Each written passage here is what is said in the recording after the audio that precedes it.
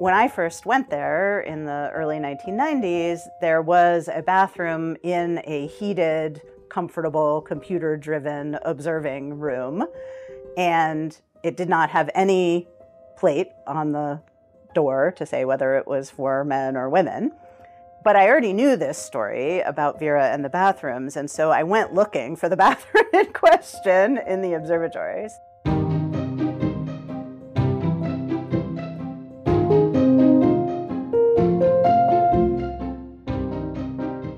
You're listening to Alicia Weinberger, an observational astronomer in the Earth and Planets Laboratory at the Carnegie Institution for Science, talk about famed astronomer Vera Rubin. And like so many other stories about women and science, this story also frustratingly involves a bathroom. But first, let's take you back in time. Here are the youngsters, the 7 Von Trapp youngsters played by Charmian Carr, Nicholas Hammond. It's 1965. The Sound of Music premieres. Julie Andrews, the star of Sound of Music, trying to leave the theater, and it wasn't easy. Everyone wanted to congratulate. There's Christopher Plummer on the...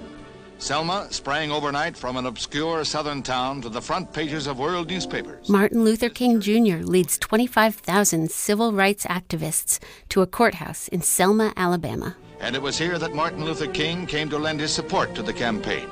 He pointed out that from... Astronaut Ed White makes the first U.S. spacewalk. On the second, Ed White, secured by a golden tether, performed America's first spacewalk. He liked it so much he didn't want to come in. I think I'm dragging a little bit, so I don't want to fire the gun yet.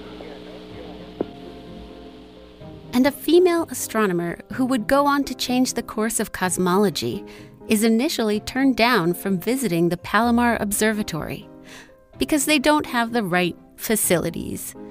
In other words, they could not give her observing time. And she learned somehow that the facilities in question were that there was only one bathroom in the dome of that, houses the telescope, and it had a sign on the door that said men.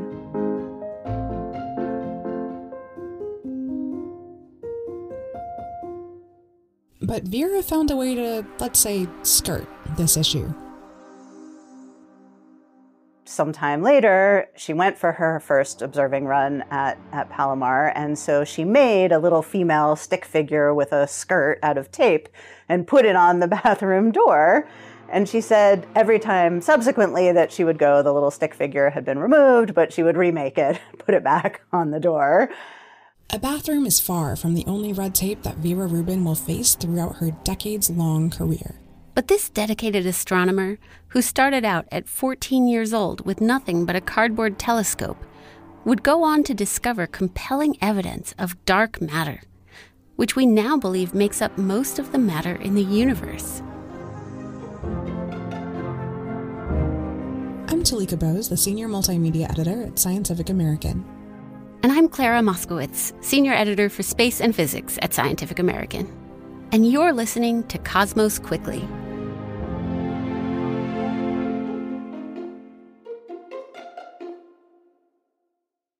So, it's the last day of Women's History Month, but we never need an excuse to talk about Vera Rubin. Clara, tell me about when you first learned about her. I was one of a few female physics majors at Wesleyan University, and Vera Rubin was this famous figure, both because she found evidence for dark matter, one of the biggest mysteries in science, and because she really paved the way for women astronomers after her. She's the classic case of who the Nobels robbed. Why do you think she never received a Nobel? Definitely because she was a woman. I mean, some scientists have suggested that too many other researchers helped put together the data on dark matter to reward just her. But these kind of quibbles could apply to everyone who's ever won the prize. It's widely believed to be because of gender bias. We can talk about the Nobels and specifically the fact that physics has the widest gender ratio in any of the Nobels at all. But we can also talk about Vera Rubin. A few weeks ago, I went to the Carnegie Institute of Science, formerly the Carnegie Institute of Terrestrial Magnetism, to film an incredible team working on exoplanets with the James Webb Space Telescope. But what loomed large over the institute was the guiding hands of Vera Rubin. What did you find? Not only did we get to see some of the instruments that she used to measure galaxies, But some of the people we were talking to about exoplanets at the Institute had once known her, and they had a lot of memories. Vera Rubin holds a special place for many astronomers, I think. I knew her. I was an intern here at Carnegie when I was a college student at American University. That's Joanna Teskey. She's not exactly an intern anymore. She's a staff scientist there, and her research focuses on the diversity of exoplanet compositions.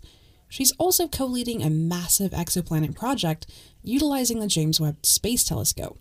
Wow. Yeah, it turns out that Vera Rubin has a long history in mentoring women in this particular department at Carnegie.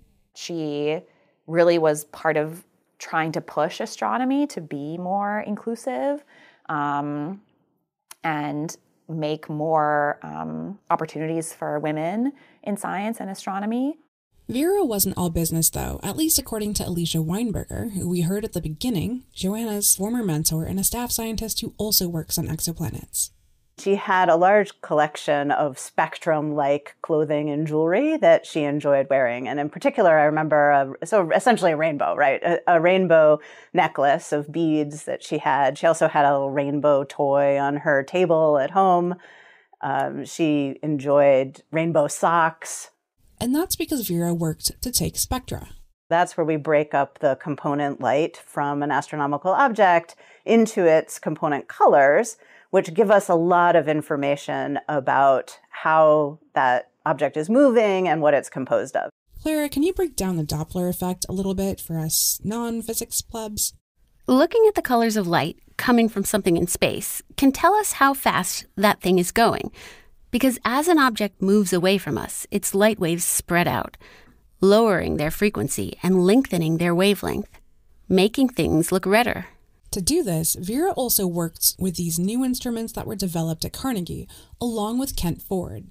One of these instruments, now in a Smithsonian collection of 101 instruments that made America, is called an image tube spectrograph, also called a spectrometer. Basically, it was this instrument that was attached to several large telescopes in the 1970s to analyze spiral galaxies. And it allowed these astronomers to analyze galaxies that were further away. Specifically, the Andromeda Galaxy, which was about 2.5 million light-years away.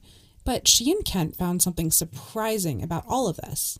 So she very carefully, and taking advantage of new instrumentation that was developed here, was able to measure how fast stars in the outer parts of galaxies were rotating about their centers. And over many years showed that many galaxies, most galaxies, showed these what are called flat rotation curves.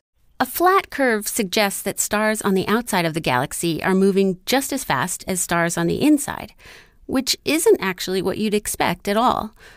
Basic Newtonian physics suggests that actually, as you move toward the outskirts, the stars would start to slow down as they orbit the center of the galaxy. When Rubin started seeing that these outside stars were still speeding around, it really offered the first strong evidence that there must be a lot of hidden mass extending way out beyond the stars that we can see with our eyes.